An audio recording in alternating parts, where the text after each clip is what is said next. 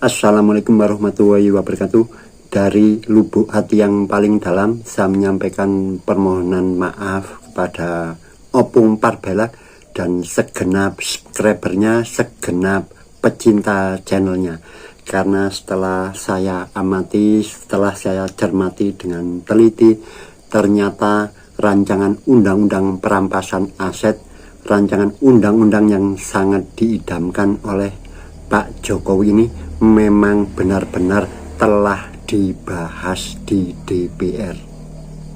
Mudah-mudahan dalam 1 atau 2 bulan ini rancangan undang-undang itu bisa segera disahkan menjadi undang-undang.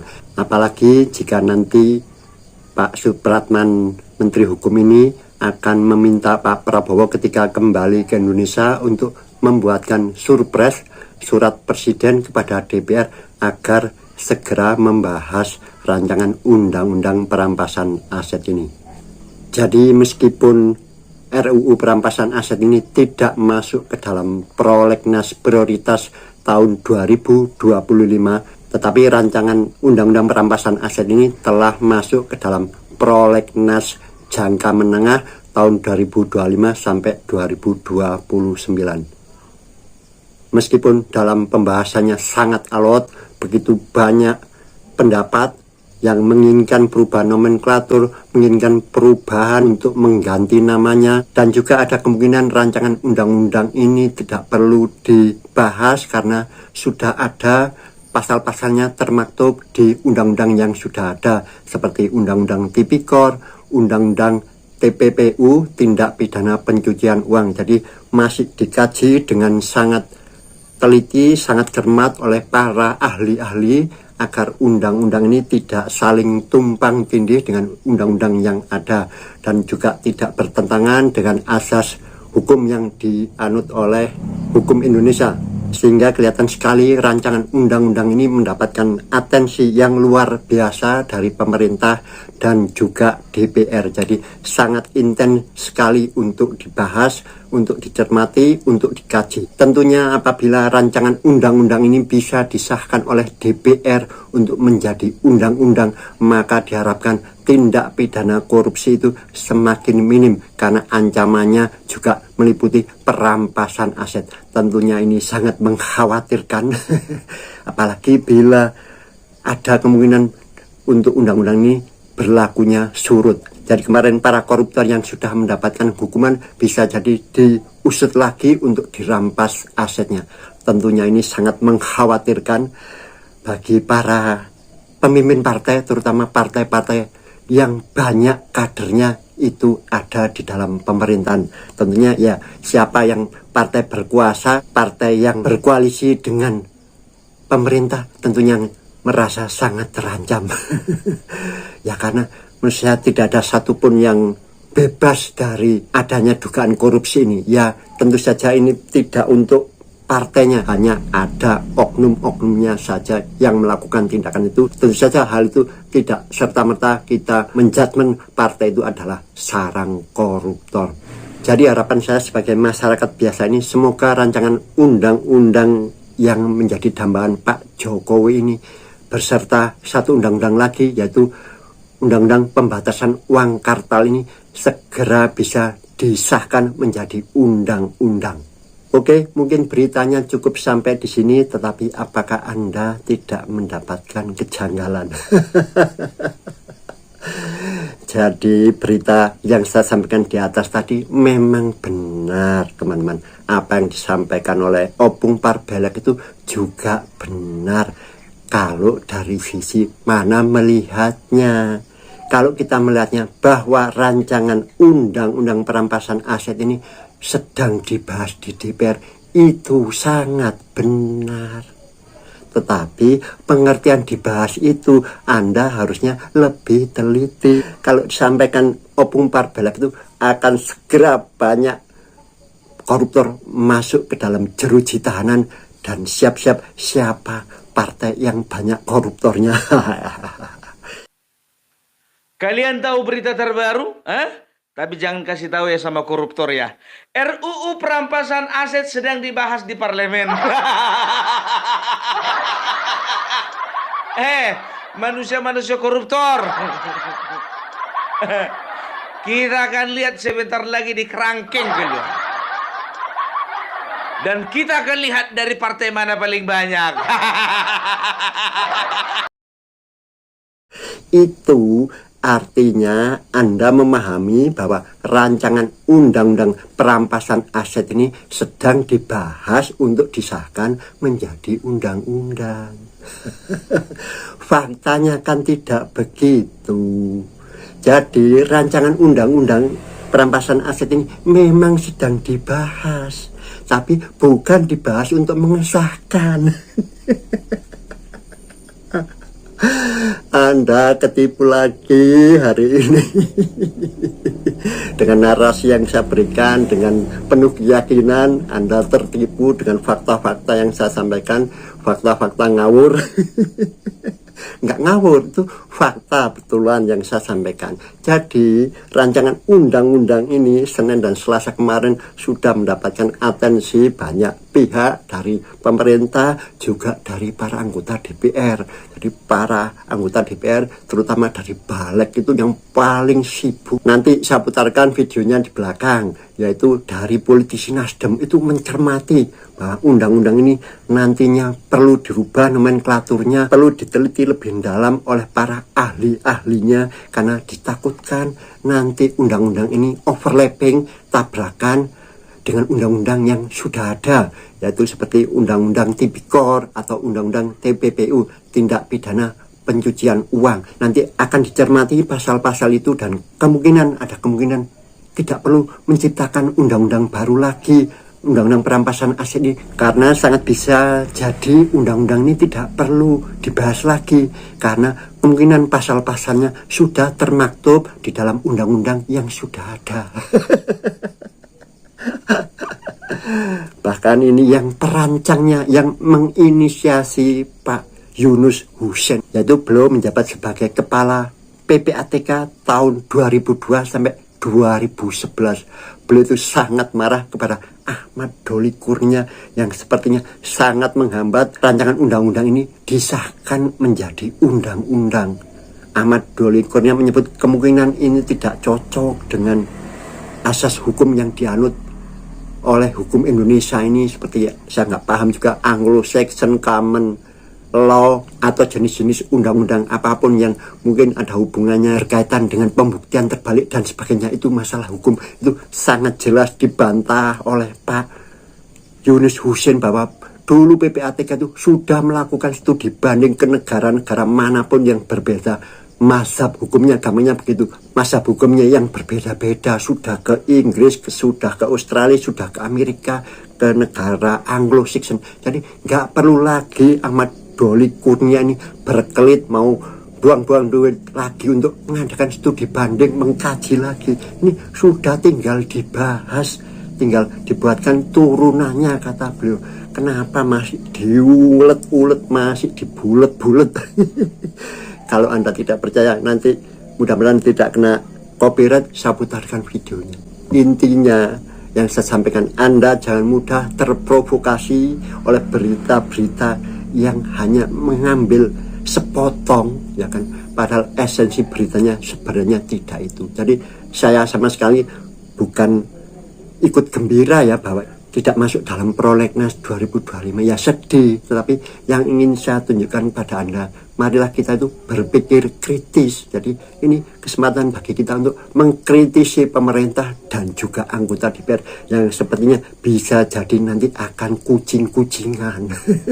Nah, nanti kita tunggu apakah benar peran oposisi seperti PDIP nanti mampu bersuara. Apakah dia tidak juga takut seperti yang disampaikan oleh Pak Bambang Pacul? Ini kesempatan PDIP untuk tampil meskipun suaranya tinggal 20% di DPR, tapi hari ini kan sidang-sidang itu diliput oleh TV. Suarakan. Kalau ada yang menghambat dari proses pengesahan undang-undang, rancangan undang-undang perampasan aset ini, suarakan. Ya kalau Anda sendiri merasa nanti tidak dirugikan. Ini Pak Menteri Hukum sedang berkoordinasi dengan para pimpinan DPR, dengan para ketua partai. Jadi masih panjang. Jadi benar sekali apa yang disampaikan, tidak saya bantah bahwa rancangan undang-undang perampasan aset ini memang sedang dibahas. Tetapi kalau seperti yang dimaksud oleh Opung Parbela sedang dibahas, maksudnya untuk bisa menjadi undang-undang, belum. Sangat jauh panggang dari api. Ya mudah-mudahan benar-benar nanti setelah Pak Prabowo pulang memberikan surprise surat presiden kepada DPR, DPR segera menindaklanjuti, memindahkan dari prolegnas jangka menengah ke prolegnas prioritas. Itu baru masuk saja. Sedangkan di prolegnas prioritas 2025 itu ada sekitar 40-an rancangan undang-undang yang harus diselesaikan. Jadi dari 41 itu benarkah nanti bisa diprioritaskan, selesai gitu loh. Ini masih harapan gitu. Dan kayaknya ya ini prosesnya panjang. Yang ingin saya tekankan sekali lagi bahwa rancangan undang-undang perampasan aset ini memang benar sedang dibahas di DPR, tapi bukan dibahas untuk disahkan. Tepatnya ya sedang dibahas undang-undangnya sendiri ini, mau dirubah, mau diganti namanya, bahkan yang lebih mengerikan ya tidak jadi dibahas karena sudah ada undang-undang sebelumnya yang mengakomodir pasal-pasal ini, undang-undang tipikor, undang-undang TPPU, nanti tabrakan. Intinya dari pernyataan Pak Menteri Hukum kemarin sudah jelas. Kita nggak perlu gagah-gagahan. Pemerintah punya 50%, DPR punya 50%. Tinggal kita lihat benarkah ada kemauan. Karena rasanya undang-undang ini akan mengancam semua pihak. Semoga video ini memberikan wawasan pada Anda dan yang terlebih penting memberikan hiburan. Wassalamualaikum warahmatullahi wabarakatuh. Rampasan aset terkait tindak pidana, ya. Diganti ya? Enggak. Memang itu namanya. Jadi bukan diganti. Memang nama lengkapnya seperti itu, tapi media sering mengutip hanya perampasan aset. Dalam kajian kami atau dalam rapat itu didapati konten yang diusulkan ini sebenarnya juga terdapat dalam berbagai undang-undang yang lain, diantaranya undang-undang tentang TPPU. Nah, karena itu kami masih tetap menaruhnya di prolegnas jangka menengah.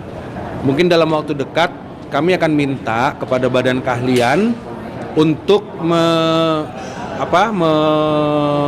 melakukan analisis terhadap rancangan undang-undang ini, terkaitnya dengan undang-undang existing apa saja gitu. Jadi supaya tidak tumpang tindih aturan yang ada ya, karena sebenarnya sudah ada di TPPU juga sudah ada, mungkin di Tipikor juga sudah ada, dan ini perlu pengkajian lah intinya supaya undang-undang ini jangan ada overlapping dan bertabrakan dengan undang-undang lainnya. Sampai sekarang kan itu masih usulan pemerintah. Saya nggak tahu proses di pemerintah, tapi dari pendapat dari teman-teman ketika diskusi balik ini, kita mendapati bahwa kita perlu untuk mengkaji lebih lanjut. Dan kemarin saya usulkan mungkin baiknya kita tugaskan badan keahlian untuk benar-benar melihat RUU ini pasal demi pasal. Lagi-lagi RUU perampasan aset ini tidak masuk dalam prolegnas di 2025 begitu. Pandangan Anda seperti apa? Apa sih yang begitu menakutkan dari RUU ini sampai tidak bisa juga masuk ke dalam prolegnas? DPR ini aneh memang. Dia takut senjata makan tuan.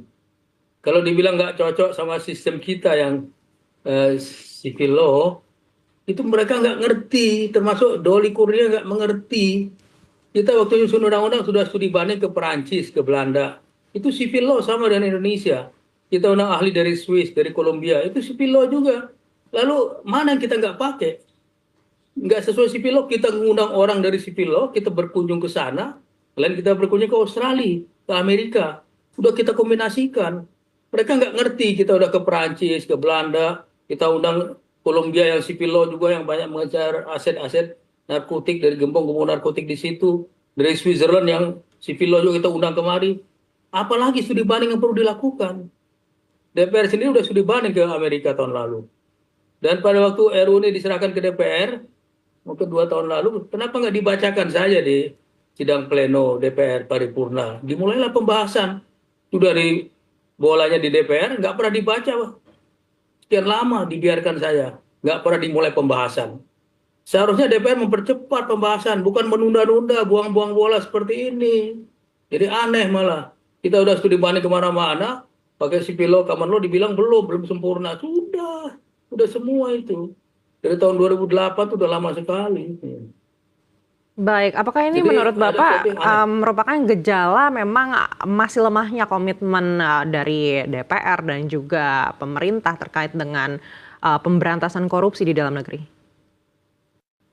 Jelas, ini menunjukkan salah satu bukti lemahnya komitmen DPR termasuk pemerintah dalam mencegah memberantas korupsi. Dia takut senjata makan tuan nanti. Karena korupsi masih banyak, political corruption, judiciary corruption masih banyak di mana-mana. Banyak yang khawatir terus terang saja kalau ini jadi gitu. Baik, sempat tadi Bapak sebutkan juga bahwa dari pihak DPR terutama Pak Doli Kurnia ini mengatakan dibutuhkan kajian yang lebih dalam lagi begitu. Apakah kalau memang dibutuhkan kajian lebih dalam lagi, ini menurut Bapak masih bisa dilakukan agar lebih sesuai dengan sistem kita? Dibahas saja di DPR, langsung bersama-sama dikaji. Kita sudah mengkaji, sudah ada naskah akademis, sudah berganti-ganti ketuanya dari saya ke Pak Ramlan almarhum, sudah meninggal malah ketua tim naskah akademis yang kedua Pak Ramlan. Kita ada studi banding ke Perancis civil law, ke Belanda civil law, kita undang ahli dari Columbia civil law, dari Swiss civil law, apalagi yang kurang coba? Kita ini civil law countries. Common law kita lihat, iya kita ke Amerika, kita ke Australia. Kita bandingkan, Australia punya tahun 2002 Proceed of Crime Act. Inggris punya Proceed of Crime Act juga tahun 2000. Kita sudah banding ke Inggris juga gitu. Mau studi banding kemana lagi? Orang duit sudah banyak, katakanlah defisit, sudah banyak utang, masih mau studi banding terus. Baik, Pak Yunus sempat disebut oleh Pak Doli Kurnia salah satu alasannya adalah karena aturan tertulis terkodifikasi sebagai sistem hukum primer ini justru lebih tepat oleh negara-negara dengan hukum Anglo-Saxon. Mungkin banyak dari pemirsa kita yang awam tidak mengerti terkait dengan hal itu. Mungkin Anda bisa jelaskan? Saya nggak ngerti omongan Pak Doli Kurnia, dia bukan sarjana hukum setahu saya. Apa itu hukum primer? Kalau dia bilang nggak cocok sama hukum sipil law, kita udah studi banding kemana-mana negara sipil law. Ke Perancis ya, Belanda, Columbia, Swiss. Common law kita ambil juga Amerika, Inggris, Australia. Kurang apa lagi? Udah kita gabungkan dua sistem hukum itu, dan bukan masalah tidak cocok, ini harus pakai katakanlah model kodifikasi sipil law, itu bukan begitu. Yang penting dibuatlah, dilaksanakan, bahaslah itu RUU, dan silahkan dilakukan pendalaman pada waktu membahas. Jangan belum membahas, belum pernah membaca, udah menilai ini belum sesuai sipil law, padahal kita udah studi banding ke mana-mana gitu. Jadi tolonglah kalau bicara baca dulu, tanya dulu siapa yang membuat dari PPATK sana, mana yang sudah dilakukan, mana yang belum. Jangan kasih komentar, belum mengerti komprehensif udah biar kasih komentar yang kadang-kadang menyesatkan gitu.